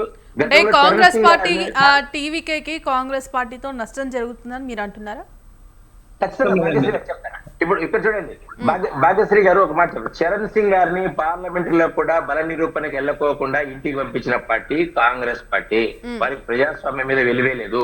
చంద్రశేఖర్ గారిని పార్లమెంట్ మొహం కూడా చూడకోకుండా ఇంటికి పంపించినటువంటి పార్టీ కాంగ్రెస్ పార్టీ. కాబట్టి కాంగ్రెస్ పార్టీ కుట్రలు, కాంగ్రెస్ పార్టీ యొక్క రాజకీయాలు కాంగ్రెస్ పార్టీ ఈ రోజు మాట్లాడుతుంది. మీరు చూడండి, రాహుల్ గాంధీ గారు ఏ ప్రజాస్వామ్యం గురించి మాట్లాడుతుంటారో. మన పక్కన ఉన్నటువంటి తెలంగాణలో ఖైరతాబాద్ ఎమ్మెల్యే దానం నాగేంద్ర గారు కిషన్ రెడ్డి మీద భారతీయ జనతా పార్టీకి వ్యతిరేకంగా బీఆర్ఎస్ అభ్యర్థిగా ఎమ్మెల్యేగా గెలిచి ఉండి మళ్ళీ కాంగ్రెస్ బీఫామ్ మీద పోటీ చేసినటువంటి వ్యక్తిని ఈ రోజు వారు డిస్క్వాలిఫై చేయటంలో గాని రాజీనామా చేయించే విషయంలో గాని నిమ్మకు నీరు ఎత్తినట్టున్నారు. ఇదే రాహుల్ గాంధీ గారు దేశమంతా, ప్రపంచమంతా పర్యటించి వేరే దేశాల్లో కూడా భారతీయ జనతా పార్టీని, నరేంద్ర మోడీ గారి ప్రభుత్వాన్ని, భారతదేశంలో ప్రజాస్వామ్యము, ఎన్నికల వ్యవస్థను, సుప్రీం కోర్టు, మిగతా రాజ్యాంగబద్ధమైనటువంటి ఇన్స్టిట్యూషన్స్ అన్నింటినీ కూడా తప్పుపట్టే ప్రయత్నం చేస్తారు. మరి తెలంగాణ విషయాన్ని గుర్తుకు రాదా? ఇదే పెద్ద మనిషికి రావాలి కదా. ఇదే కాంగ్రెస్ పార్టీ ఎందుకు మాట్లాడుతుంది ఈ విషయాలు? ఎందుకు మాట్లాడుతుంది? అంటే ఈ రోజు వాళ్ళందరూ కూడా ఇట్లా మాట్లాడుతుంటారు. ఒక సెకండ్, ఇదే కాంగ్రెస్ పార్టీ మీకు ఇక్కడ చూడండి, పశ్చిమ బెంగాల్లో ఆపోజిట్ గా పోటీ చేశారు. ఎవరెవరు? కమ్యూనిస్టులు, కాంగ్రెస్లు వ్యతిరేకంగా, మమతా బెనర్జీకి వ్యతిరేకంగా. ఇదే కాంగ్రెస్ పార్టీ కేరళలో వ్యతిరేకంగా పోటీ చేశారు. ఇదే తమిళనాడులో కలిసి పోటీ చేసి ఇంకా ఎన్నికలు తడి ఆరక ముందే ఒక రోజుగా బయటకు వచ్చారు. ఢిల్లీలో వీళ్ళందరూ కలిసి భోజనం చేస్తారు. ప్రజలకు ఏం సమాధానం చెప్పాలనుకున్నారు? ద్వంద్వ వైఖరులతో ఎవరైతే పార్టీ లీడర్లు, అది ప్రాంతీయ పార్టీ విజయ్ గాని ఇంకొకరు గాని ఎవరైతే ఉన్నారో వాళ్లకు ఖచ్చితంగా ప్రజలు నమ్మరు. ఈరోజు భారతీయ జనతా పార్టీని ఆశీర్వదిస్తున్నారంటే మేము ఒక్క ఓటుతోనే వాజ్పేయి గారి ప్రభుత్వం ఆ రోజు పార్లమెంట్ లో ఓడిపోయి ఎన్నికలకి వెళ్ళిందో అటువంటి సందీప్ గారు, మరి రాబోయే రోజుల్లో ఆ కాంగ్రెస్ తో పూర్తిగా ఇప్పుడు మద్దతు తెలిపినప్పటికీ కూడా నష్టపోతున్నారని చెప్పేసి అంటున్నారు, మీరేమంటారు? అండి ఇప్పుడే వీసీకే, సిపిఎం, సిపిఐ, కమ్యూనిస్ట్ వాళ్ళు విజయ్ గారితో మాట్లాడడం జరిగింది. 4 గంటల 30 నిమిషాలకి గవర్నర్ కలవబోతున్నాడు. బీజేపీ యొక్క ఆశలకి, డిఎంకే యొక్క కుట్రలకి, అన్నా డిఎంకే కుట్రలకి ఈ రోజు సాయంత్రం 4:30 గంటల తర్వాత తెరపడబోతుంది. ఖచ్చితంగా తమిళనాడు సంపూర్ణ మెజార్టీతో గవర్నమెంట్ స్థాపించబోతున్నామండి. రైట్. మంచి వార్త సందీప్. నా ఉద్దేశం అంటే ఇది మొదలు చేయాల్సి ఉండే అంటున్నాను. మొదటి నుంచి 3 రోజుల నుంచి చేస్తే మంచిదే కదా అంటున్నాను. ఇప్పుడు కాంగ్రెస్ ఒక కుట్ర పండింది ఏంటంటే అన్నా డిఎంకే వైపు మీరు పోకుండా చూసే ప్రయత్నం, బీజేపీ అన్నా డిఎంకే అంటలేరు, వాళ్ళు బీజేపీ వైపు పోకుండా చూసే ప్రయత్నం చేసింది, కాదంటలేదు నేను. కానీ అనైతికంగా ఎవరు అనైతికం అంటే ఇవాళ బీజేపీ అన్నా డిఎంకే కలిసిన సీట్లకు మీకు వచ్చిన సీట్లు అన్ని కూడా ప్రభుత్వానికి వ్యతిరేకమైన ఓట్లే కదా. లేకపోతే అన్నా డిఎంకే కూటమి 59 సీట్లు రావు, మీకు 108 సీట్లు రావు కదా, వాళ్ళకు వ్యతిరేకం కదా. అన్నించి వచ్చిన కాంగ్రెస్ పార్టీ, అన్నించి వచ్చిన ఈ పార్టీలను కలుపుకొని చేస్తే ఇప్పుడు సంతోషపడతాను, ఇంకా సమస్యలు. కానీ ఇది దినదిన గంట 100 ఏళ్ల ఇష్యూ. రేపు పొద్దున ప్రతి పార్టీ మిమ్మల్ని బ్లాక్ మెయిల్ చేస్తుంది. రేపు ప్రతిసారి గతంలో కేజ్రీవాల్కి ఇదే అనుభవం ఎదురైంది. ఇదే కాంగ్రెస్ పార్టీ చేసిన పని. కేజ్రీవాల్ 49 రోజుల్లో గవర్నమెంట్ పడగొట్టిండ్రు. రీసెంట్ నేను వెంకటేశ్వర గారు చెప్పిన పాతవన్నీ ఉన్నాయి, నిజమే, పాతవన్నీ ఉన్నాయి. మొన్న అంతకుముందు 5 ఏళ్ల క్రితం 49 రోజులకు ప్రభుత్వం పడగొట్టింది కదా. ప్రజలు ఏం చేసి తెప్పించారు? గట్టిగా 67 సీట్లతో ఇచ్చి బీజేపీ బుద్ధి చెప్పి 3 సీట్లు బీజేపీకి ఇచ్చిండ్రు. ఇవాళ మీరు చేస్తున్న పని ఒక ప్రమాదకరమైన పని అని నేను అంటున్నాను. ఇవాళ సంతోషపడవచ్చు, నిజంగా 8 మంది వచ్చినా 6 వచ్చినా సరిపోతుంది. కాకపోతే ప్రభుత్వం ఏర్పాటు చేస్తారు, కానీ ప్రతిరోజు మిమ్మల్ని బ్లాక్ మెయిల్ చేస్తారు వీళ్ళు. కాంగ్రెస్ పార్టీ మొదటి నుంచి కాంగ్రెస్ పార్టీ నమ్మరాదంటున్నాను నేను. ఇవాళ ప్రతి దగ్గర దేశంలో ఏ సంకీర్ణ ప్రభుత్వం ఏర్పాటు చేసినా కాంగ్రెస్ పార్టీ అదే పని చేసింది. మీకు అనుభవం ఉంది కదా. అందుకని ఇక్కడికి వచ్చే కల్లా అత్యవసర మెజారిటీతో పోతే లాభమా, లేకపోతే మీరు కొంచెం సిద్ధాంత రాహిత్యం అంటలేను కానీ ఎన్టీ రామారావు గారు అప్పుడు కాషాయ జెండాను ఎర్ర జెండాను కలిపింది కదా, మన తెలుగు రాష్ట్రాల్లో చూసినాం కదా, ఉమ్మడి ఆంధ్రప్రదేశ్ లో.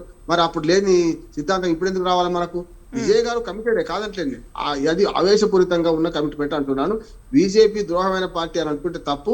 ఒకవేళ నిజంగానే కాంగ్రెస్ పార్టీతో కలిసి 6 కలిసి ప్రభుత్వం ఏర్పాటు చేసినా అది ఎక్కువ రోజు నిలవది అని నేను అంటున్నాను. దాన్ని పడగొట్టే ప్రయత్నం చేస్తారు. నిలిస్తే సంతోషపడతారు. నిజంగా చెప్పిన విజయ్ గారు ఈసారి ముఖ్యమంత్రి కావాలని కోరుకున్నారు, ప్రజలు కూడా అదే కోరుకున్నారు. ఇటు పళనిస్వామి వద్దు, అటు స్టాలిన్ వద్దు అనుకున్నారు. ప్రజల తీర్పు వ్యతిరేకంగా విజయ్ అవడం కరెక్ట్ అంటున్నాను. వ్యూహాత్మకంగా తప్ప ఒప్ప రేపు భవిష్యత్తు తెలుస్తుంది.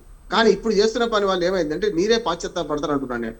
ఒకవేళ అన్నా డిఎంకే కూటమితో కలిసి ఉంటే 59 సీట్లు ఉంటే మీరు ఇద్దరు ఎజెండా ఒకటే, ఇద్దరు కూడా అనుచిత ఉచితాలు ప్రకటించారు. నేను విజయ్ని అభినందిస్తూనే అనుచిత ఉచితాలకు వస్తే 59,000 కోట్ల రూపాయలు కొత్తగా ఎక్కడి నుంచి తెస్తారు? ప్రతి సంవత్సరం ఎక్కడి నుంచి వస్తాయి డబ్బులు? రేపు పొద్దున స్టాలిన్ ఏమి ఊరుకోడు, రేపు పొద్దున్న నుంచే మొదలు పెడతారు. వాళ్ళు ప్రతిపక్ష పార్టీకి వాళ్ళు ఎందుకు ఊరుకుంటారు? వాళ్ళకి ఎట్లా అయినా మనకు 234 ఎట్లున్నాయి కనుక మనకు ప్రతిపక్ష నాయకుడిగా రేపు స్టాలినే ఉంటాడు. లేకపోతే పళనిస్వామి ఇక్కడ నుంచి 59 సీట్లు ఉన్నాయి కనుక వీళ్ళే ఉంటారు, పళనిస్వామి ఉంటారు రేపు ప్రతిపక్ష నాయకుడిగా. కానీ మీకు ఏమైంది అంటే రేపు పొద్దున నిలదొక్కుకోవడం కష్టమవుతుంది. కాంగ్రెస్ పార్టీ అట్లాగే ఈ కమ్యూనిస్ట్ పార్టీలు ఇవన్నీ కూడా మిమ్మల్ని ప్రతిరోజు బ్లాక్మెయిల్ చేస్తాయి. 5 పార్టీలకు 5 రౌండ్ల కనీసం 5 మంత్రి పదవులు ఇవ్వాల్సి వస్తుంది. మంత్రులందరూ మీకు ప్రభుత్వంలో ఉంటారు. మీరు చేస్తున్న పనులను విమర్శిస్తూనే ఉంటారు. తెల్లారితే ప్రభుత్వం పడగొడతామని బెదిరిస్తుంటారు. అప్పుడు రోజు కష్టమైన దినదిన అంటే రామ్మోహన్ గారు ఇక్కడ డిఎంకే కూటమి నుంచి బయటకు వచ్చి ఇటు విజయ్ కి మద్దతు ఇవ్వడం వెనుక అసలు కాంగ్రెస్ వ్యూహం ఏంటి? అంటే అధికారంలో వాట కోసమా, లేదంటే అసలు కాంగ్రెస్ ఏం చేయాలనే ఉద్దేశంతో ఇటు విజయ్ కి సపోర్ట్ చేస్తా ఉంది? కాంగ్రెస్ సీనియర్ నాయకులు పేర్లు చెప్తే బాగుండదు. చెప్తున్నా, మేము బీజేపీ కూటమిలో ఉన్న అంటే ఎన్డీఏ కూటమిలో ఉన్న వాళ్ళతోని విజయ్ని కలవకుండా చేయడానికే మేము ఎత్తుగడ చేసినాం. ఇది కేర్ కథం దుకాణం బంద్ మేము మద్దతు చేస్తుంటాం. కానీ తర్వాత అట్లా కూలిపోతే విజయ ప్రభుత్వం ఊరిపోతుంది. అప్పుడు రెండు అన్నా డిఎంకే కలుస్తుందా తర్వాత సంగతి. కానీ మేమైతే బీజేపీ నివారించడానికి ఈ పని చేసినామని వాడు స్పష్టంగా చెప్తున్నారు రాజకీయ వ్యూహంగా. ఆ రాజకీయ పద్మ విషయంలో విజయ్ ఇరుక్కున్నాడని నా బాధ. విజయ్ ఇరుక్కున్నది ఏంటంటే కాంగ్రెస్ వారి రాజకీయ పని పోనీ వాళ్ళకే 12 సీట్లు అవి ఉన్నాయి అనుకుంటే వాళ్ళు అప్పుడు ఇస్తే సమస్య ఉండకపోతుండే. కనీసం ఇజ్జత్ కా సవాల్ ఇప్పటికైనా సరే కాంగ్రెస్ పార్టీ ఆ 6 8 తెస్తే బాగుండేది కదా. ఇంకోటి అడగని అమ్మాయినా పెట్టదు అన్నట్టు అడగకముందే ఈ కాంగ్రెస్ పార్టీ మద్దతు ఇచ్చిందమ్మా. ఒకసారి చూడండి మీరు, సందీప్ గారు కూడా తెలుసు. ఇప్పుడు రాహుల్ గాంధీ ప్రకటించిండు. రాహుల్ గాంధీ ఎవరు పార్టీకి? ఖర్గే ప్రకటించాలి, ఏఐసిసి ప్రకటించాలి. ఏఐసిసి అధ్యక్షుడు ఖర్గే మద్దతు ఇస్తున్నాడు ప్రకటించాలి. ఇప్పటికి అఫీషియల్ గా ఒక్కటి కూడా రాలేదు ఇంతవరకు స్టేట్మెంట్.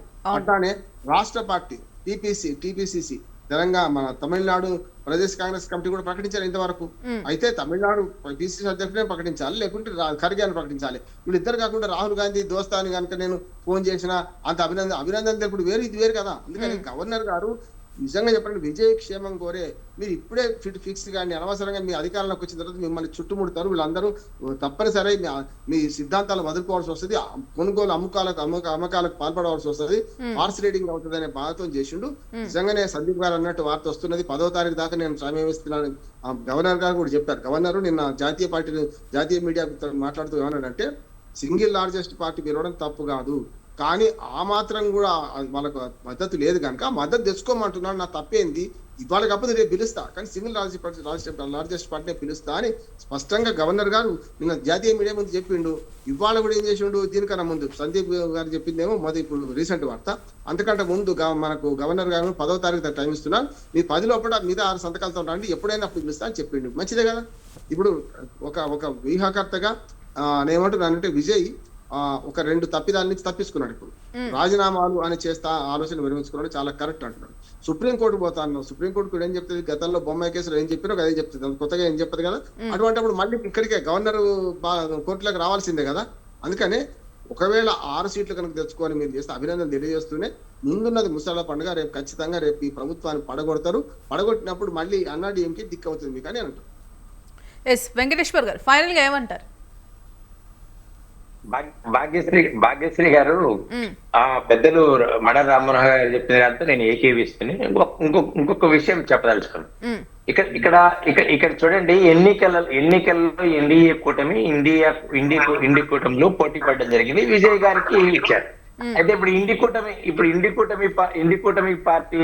కూటమికి ఏదైతే వ్యతిరేకంగా జరిగిందో, స్టాలిన్ కి వ్యతిరేకంగా తీర్పు వచ్చిన సందర్భంలో ఈ రోజు విజయ్ గారు మరి అదే ఇండి కూటమి నుంచి కలిసి గెలిచినటువంటి ఎవరైతే అధికార పార్టీతో అంటగాగినటువంటి పార్టీలు వాటి మద్దతు తీసుకుంటున్నారు. దీనికి కూడా విజయ్ గారు ప్రజలకు సమాధానం చెప్పాలి.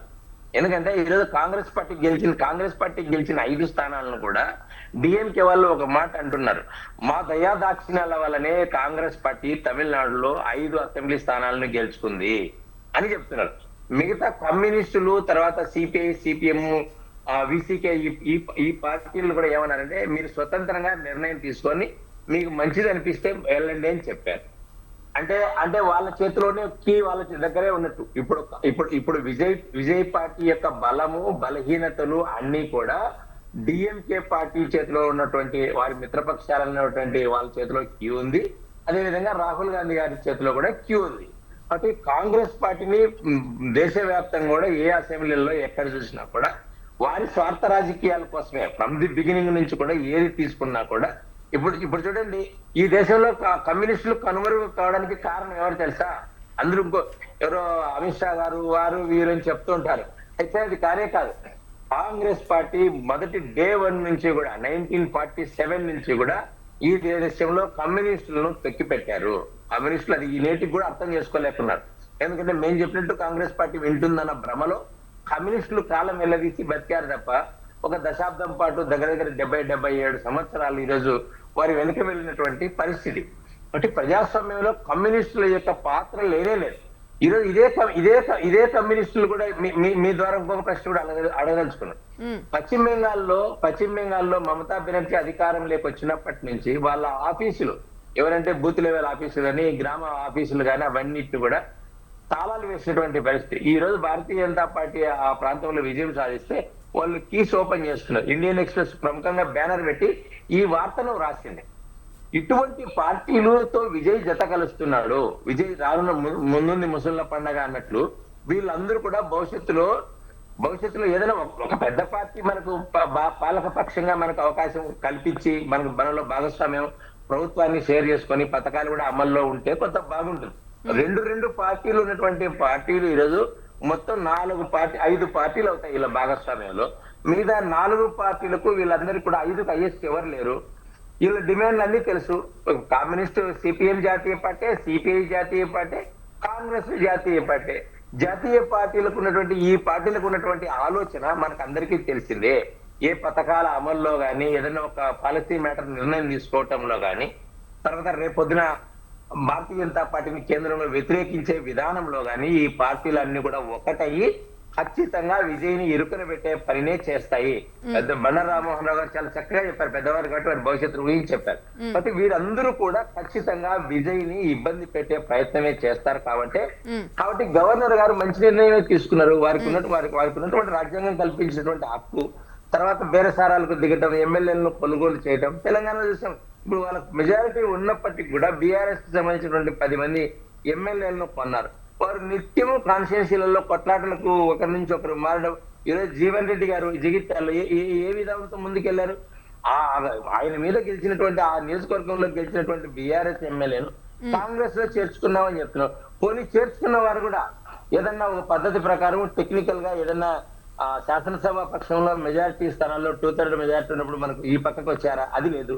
అది లేకోకుండా ఊగిసలాట్లు గాల్లో పెట్టాం. మేము కాంగ్రెస్ కండవా కప్పడం, దాని మీద అర్థం గుర్తు లేదని ఇప్పుడు ఈ రోజు సుప్రీంకోర్టులో అఫిడవిట్ చేయటం. మేము కాంగ్రెస్ లో చేయలేదు, ఊరికే కండవా చేసాం. అది గౌరవం కోసం అని చెప్తున్నారు ఇదే కాంగ్రెస్ పార్టీ. కాబట్టి తమిళనాడు రాజకీయాలను కూడా మనం గమనించినప్పుడు తమిళనాడులో గతంలో ఇప్పుడు చూడండి 2021 నుంచి నేటి వరకు కూడా ఆ డిఎంకే పాలనలో ప్రజలు విసుగు చెందే ప్రత్యర్థి పార్టీలైనటువంటి ఏఐడిఎంకే నేతృత్వంలో కానీ తర్వాత విజయ్ పార్టీ సింగిల్ లార్జెస్ట్ పార్టీకి ఇచ్చారు. ఈ 2 పార్టీలు వేసిన ఓట్లు కానీ గెలిచిన సీట్లు కానీ ఇవన్నీ కూడా డిఎంకేకి వ్యతిరేకమైన ఓట్లే. ఈరోజు నేను మీ దారి కూడా చాలా ప్రాథమికంగా అవుతుంది అడిగితే, ఇంత అర్లీగా అవుతుంది క్వశ్చన్ కూడా భారతీయ జనతా పార్టీ. ప్రభుత్వం వ్యతిరేకంగా వేసిన ఓట్లతో ప్రభుత్వం ఏర్పాటు కావాలా గానీ మీరు ప్రభుత్వానికి అనుకూలంగా కూడా వేసిన ఓట్లతో కలుపుకొని మీరు ప్రభుత్వాన్ని ఫామ్ చేస్తున్నారు ఈరోజు. అంటే ఏమని అప్పుడే స్టాలిన్ గారు ఒక మాట చెప్పారు, మహిళలకు ప్రతి నెల 2,500 రూపాయలు ఇవ్వడం సాధ్యం అయ్యేది కాదు, మా ప్రభుత్వంలో మేము 1000 రూపాయలు ఇస్తున్నాం, కాబట్టి అది ఇచ్చినా సరిపోతుంది, మేము 6 నెలల పాటు ఈ ప్రభుత్వాన్ని అబ్జర్వ్ చేస్తాం, మేము వ్యతిరేకించామని చెప్తున్నారు. ఇప్పుడే సోషల్ మీడియాలో ఉంది, ఎవరైతే కాంగ్రెస్ కార్యకర్తలు గవర్నర్ కి వ్యతిరేకంగా నినాదాలు చేసుకుంటూ రోడ్లలో ప్రదర్శన చేస్తున్నారో వాళ్ళందరూ వీధి పోరాటానికి దిగారు. డిఎంకే ఈ రోజు కాంగ్రెస్ పార్టీ కార్యకర్తలు తరిమి కొట్టింది చెన్నైలో. అంటే ఇటువంటి అల్లర్లు జరగడానికి, ఇటువంటి కార్యక్రమాలు జరగడానికి అవకాశం కల్పించింది కాంగ్రెస్ పార్టీ. విజయ్ పార్టీకి గాని భారతీయ జనతా పార్టీ గాని, ఎందుకంటే అది కొత్తగా పుట్టిన పార్టీ, ఇంతకుముందు రాజకీయ అనుభవం లేదు. వారు ఏ సిద్ధాంతంతో ఏ విధంగా పరిపాలన చేస్తారో రానున్న రోజుల్లో తమిళ ప్రజలకు తెలుస్తుంది. ఇంత అర్లీగానే భారతీయ జనతా పార్టీతో శత్రుత్వం పెంచుకోవద్దని మేము విజయ్ గారికి కూడా విజ్ఞప్తి చేస్తున్నాం, వారి కార్యకర్తలు కూడా విజ్ఞప్తి చేస్తున్నాం. భారతీయ జనతా పార్టీ ఆలోచన కూడా ఇదే. రండి ఆయన కూడా యువకుడు వచ్చాడు, రండి పరిపాలన చేస్తే చక్కగా ఒక రోజు ప్రజలు ఆస్వాదిస్తారు. కాంగ్రెస్ పార్టీని నమ్ముకొని వెళ్ళడం అనేది ఇంకా భవిష్యత్తులో వారికే తెలుస్తుంది. భవిష్యత్తులో చాలా పాతకాల నుంచి ఇప్పుడు పెద్దలు కూడా చెప్పారు కేజ్రీవాల్ గారిని ఎట్లా ముంచారని, తర్వాత వారికి అధికారం ఇచ్చారు ప్రజలు కూడా. కాబట్టి విజయ్ గారు కూడా ఏంటంటే అందరితో నేను రాజీనామా చేసి ఇస్తాను, ఎన్నికలకి వెళ్తానని, అదొక పెద్ద ప్రహసనం. రాజకీయాలు చేసి ఎన్నికలకి వెళ్లే బదులు మిగతా పక్షాలు ఏఐడిఎంకేని అడగాల్సిందే. చూడండి, ఏఐడిఎంకే పళనిస్వామితోనే కలిసి అడగాల్సింది. ఎందుకంటే మీకు మేము ప్రభుత్వ వ్యతిరేక ఓట్లతో గెలిచిన ఎమ్మెల్యే స్థానాలు ఉన్నాయి, మనం చక్కటి ప్రభుత్వాన్ని ఏర్పాటు చేస్తామని అడగాల్సిందా? దీన్ని భారతీయ జనతా పార్టీని అడగమని చెప్పడం లేదు. భారతీయ జనతా పార్టీ ఒక స్థానమే, భారతీయ జనతా పార్టీకి అధికారం ఉన్నా లేకపోయినా పెద్ద ఇబ్బంది కాదు. క్షేత్రస్థాయిలో ప్రజలను పంపించి ప్రతిపక్షాలు, పాలక పక్షాలు, అక్కడ ఉన్నటువంటి పక్షాలు తప్పు చేస్తే వాటిని ఎత్తి చూపి పార్టీ అధికారంలోకి రావడం కోసం సైద్ధాంతికంగా వస్తుందో లేదో వస్తుంది ప్రయత్నం భారతీయ జనతా పార్టీ కోర్ ఐడియాలజీతోనే పనిచేస్తుంది. ఏ రోజు కూడా పక్కకు వెళ్ళలేదు. 1950 నుంచి కూడా ఈ రోజు వరకు కూడా రామాలయం గానీ, ఆర్టికల్ 370 కానీ ఇటువంటి విషయాల్లో హిందుత్వం కానీ ఏ సిద్ధాంతమైన ముందుని పెట్టుకొని వెళ్ళిన పార్టీనే తప్ప వేరే కానే కాదు. కాబట్టి విజయ్ గారికి శుభాకాంక్షలు తెలుపుతూనే అది Right. ఈ పార్టీతో కొన్ని జాగ్రత్తగా ఉండాలని భారతీయ జనతా పార్టీ మీ ద్వారా సూచిస్తుంది. ఎస్ రామ్మోహన్ గారు 1 minute లో కంక్లూడ్ చేయండి. ఒకటే నిమిషం ఏమంటున్నానంటే ఇవాళ కాంగ్రెస్ పార్టీ అట్లాగే అక్కడి నుంచి వచ్చిన వాళ్ళతో అనేకమైన పొత్తు ఒక్క తోక పట్టుకొని గోదావరి ఇదినట్టే రేపు విజయ్ స్పష్టంగా చెప్తున్నాను, నేను అనుభవం చెప్తున్నాను. రేపు 8 మంది లేకుంటే ఈ 6 ఎప్పుడైనా అసలు మోసం చేస్తారు. అది కావాలనే స్టాలిన్ కోరుకున్నాడు. ఇప్పుడు వాళ్ళని విడిచిపెట్టిండు. వాళ్ళు ఆయన స్టాలిన్ దగ్గర బందీ 8 మంది కూడా స్టాలిన్ ఓకే అంటే పోతామన్నారు కదా, ఓకే అన్నాడు. ఎందుకన్నాడంటే అనవసరంగా ప్రజా వ్యతిరేకత కూడగట్టుకోవడం ఎందుకు, అన్నాడీఎంకే అధికారం రావడం కూడా ఇష్టం లేదు స్టాలిన్కి. ఏంటంటే అన్నాడీఎంకే విజయ్ గారు ఇష్టం ఉండదు, ఎట్లా బీజేపీ ఉన్నది కనుక ఆ రెండు ఒకే దెబ్బకు 2 పిట్టలు. ఇటు విజయ్ని కిందికి దించవచ్చు, ఒక 6 నెలలు ఆగుతారు. 6 నెలల తర్వాత ఇద్దరు దానమ్మా ఈ మొత్తం ప్రభుత్వాన్ని పడగొట్టడానికి. అది సిపిఎం ఇంకో పార్టీ లేకుంటే కాంగ్రెస్ పార్టీ. ఈ మొత్తం ఈ 4 పార్టీల 4 ముక్కల ఆటలో ఖచ్చితంగా వాళ్ళు మోసం చేస్తారు. నేను స్పష్టంగా చెప్తున్నాను, తుమ్మితే ఊడిపోయే ముక్కిది. అట్లానే ప్రతిరోజు దినదిన గంట 107 లక్షలాగా బతుకుతుంది పార్టీ ప్రభుత్వం. ఈ హామీలు కూడా నెరవేరుస్తుంది. రోజు వాళ్ళ పొడుస్తూనే ఉంటారు. ఇటు పక్క 2 ఒక్కదానితో భయపడి 2తో పొడిపిస్తున్నాడు. కూడా డిఎంకే పొడుస్తుంది, అన్నాడీఎంకే పొడుస్తుంది. రేపు పొద్దున ఇద్దరి మధ్యన విజయ్ స్టాండింగ్ చదువుతారని నేను అనుకుంటున్నాను. రైట్, థ్యాంక్ యూ అండి. ఇవాళ డిబేట్లో పాల్గొన్న టీవీకి లీడర్ సందీప్ రాయల్ గారికి, అలాగే బీజేపీ లీడర్ వెంకటేశ్వర్ గారికి, అలాగే అనలిస్ట్ బండారు రామ్మోహన్ గారికి ధన్యవాదాలండి. ఇది ఇవాళ మీడియా డిబేట్. కీప్ వాచింగ్ స్వతంత్ర.